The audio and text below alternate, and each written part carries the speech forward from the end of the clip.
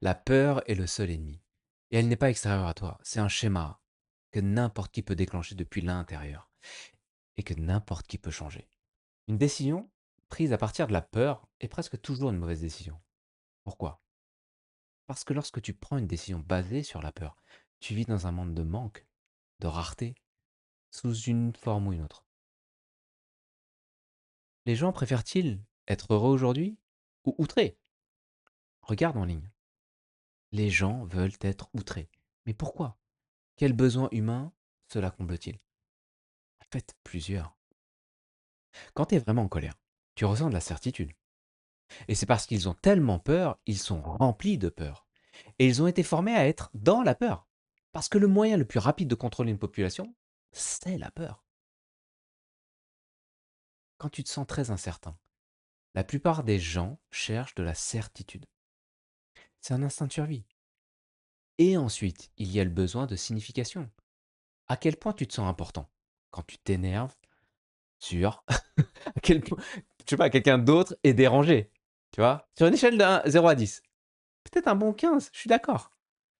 Donc les 2 choses qu'ils craignent le plus, c'est un, je ne sais absolument pas ce qui va se passer. 2, je ne suis pas assez.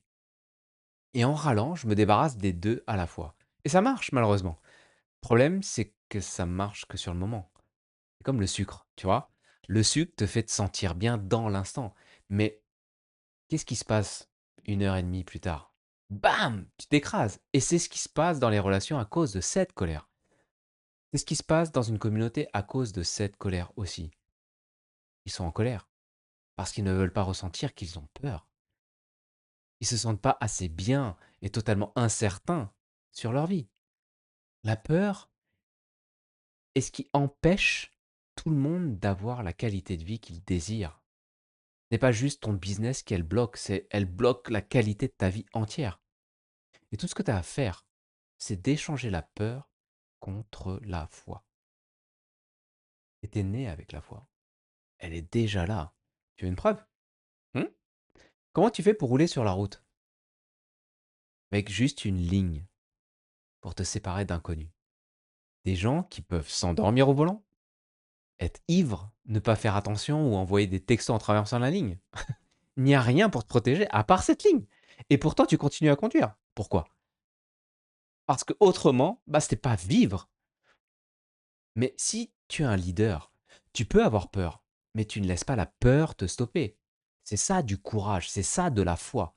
Ça veut dire que tu ressens la peur, mais tu avances quand même, parce que quelque chose compte plus pour toi que cette peur. Donc si tu sens que tu as une mission, le jeu change.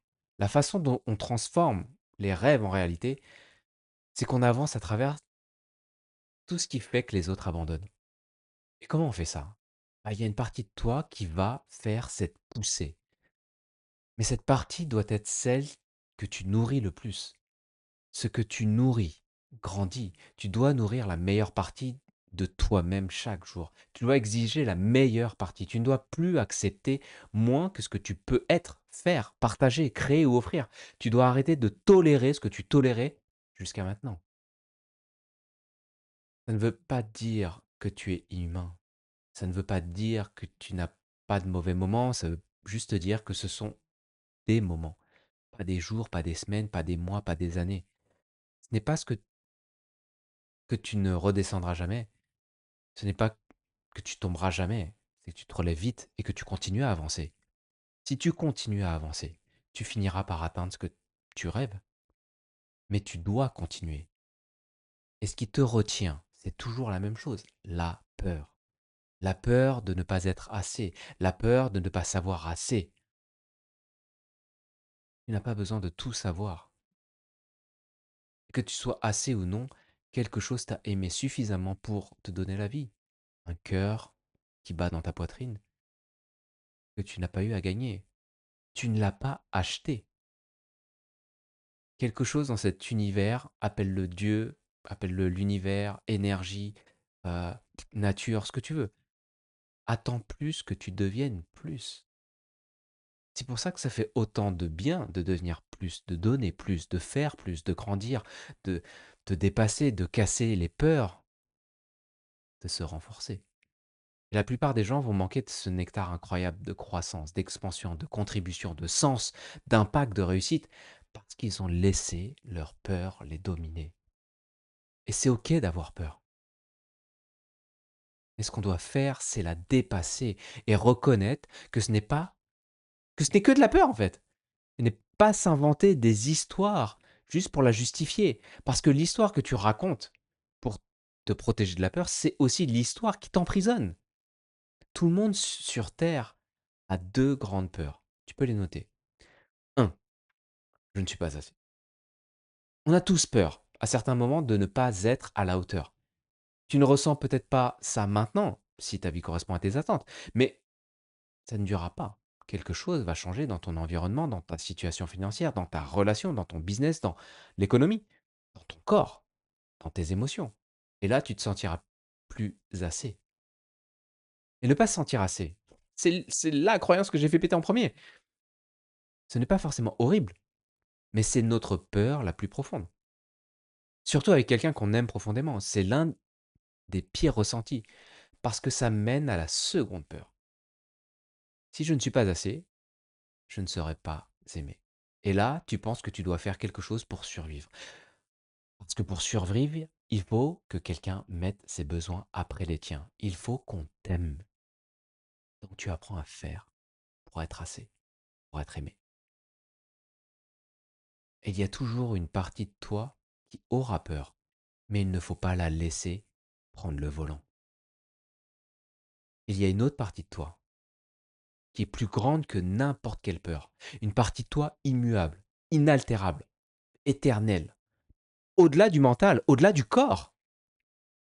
Tu peux l'appeler l'âme, l'esprit, l'essence. Quand cette partie s'active au service de quelque chose de plus grand que toi, tu accèdes à un autre niveau d'émotion. Et l'émotion, c'est le carburant de tout ça. Tu dois être prêt à ressentir des choses que tu ne veux pas ressentir et les traverser, avoir confiance que tu es prêt et te lancer dedans à fond. Et tu seras étonné de ce que ton esprit, ton âme, ta psychologie peuvent faire quand tu te mets en jeu, quand tu te mets en mouvement à fond. Parce que le progrès, c'est ce qui te fait te sentir vivant. Tant que tu avances, le jeu est engageant. Le jeu de la vie, le jeu du business, le jeu de la relation, le jeu de la parentalité, le jeu de l'amitié, le jeu de la croissance spirituelle, personnelle. Mais ça demande un nouveau standard intérieur. Dans 10 ans, tu arriveras quelque part. La seule question, c'est où? Qui seras-tu? Quel sera ton héritage? Même à ce stade, ce qui change une vie, c'est la bonne émotion. Les émotions sont soit des freins, soit des accélérateurs. Et nos croyances les guident. Donc ça peut être utile de simplement décider de ce que tu vas croire. Tu vois, tu me suis toujours? Tout ce qui arrive dans ma vie a un sens. Bonne croyance. La vie arrive pour moi, même si ça ressemble que la vie arrive contre moi. Non, c'est la différence entre les managers des circonstances et le créateur d'une vie extraordinaire. Tu peux décider qui tu veux être. C'est ça l'évidence. Identité. Alors dis-moi, combien d'entre vous ont une partie d'eux qui refuse d'être vaincu? Une partie qui n'abandonnera jamais. Une partie qui refuse d'être niée. Hmm. Notez-le dans le chat. C'est cette partie-là qui doit maintenant prendre les commandes. Cette partie-là, elle est là, en toi. Tout dépend où tu mets ton focus. Tout dépend les mots que tu utilises. Tout dépend la physiologie, comment tu l'actives. Mais d'un coup, un seul, tu shiftes ton état. Et tu as besoin justement d'avoir un why, un pourquoi profond. Et l'identité. Qui tu dois devenir pour atteindre ton pourquoi. Ok. Donc j'espère en tout cas que cette vidéo te permet d'avoir ce shift. Une fois que tu as ce why, une fois que tu as identifié les obstacles qui t'empêchent d'atteindre ton why, avec sérénité, avec objectivité. Là, on met en place un plan d'action. C'est pour ça que la S1 est là aujourd'hui. Elle est là, c'est le véhicule qui va te permettre justement d'atteindre ce pourquoi, d'atteindre cet objectif, d'atteindre ce résultat, de façon légère, de façon naturelle, fluide. Et pour cela, tu as besoin de faire confiance, d'avoir foi dans cette partie de toi qui a déjà surmonté tous ces obstacles-là. Et j'entends plein de personnes d'entre vous, vous sentez ce truc, vous vous sentez appelé. Notez la peur, laissez-la sur le siège passager et faites le prochain pas. Le prochain pas, c'est mettre la première. Je prends l'appel, il reste quelques créneaux demain. S'il n'y a pas assez de créneaux et autres, n'hésitez pas à me contacter en MP. La semaine prochaine, Fanny est en vacances. Et je suis là, d'accord? J'aurai pas beaucoup de créneaux, mais je peux voir. Il y a déjà des personnes qui se sont engagées. Il y a déjà des personnes qui sont rentrées. Parce qu'elles ont surpassé cette peur. Vous de jouer maintenant. Allez, moi aussi j'ai confiance en vous.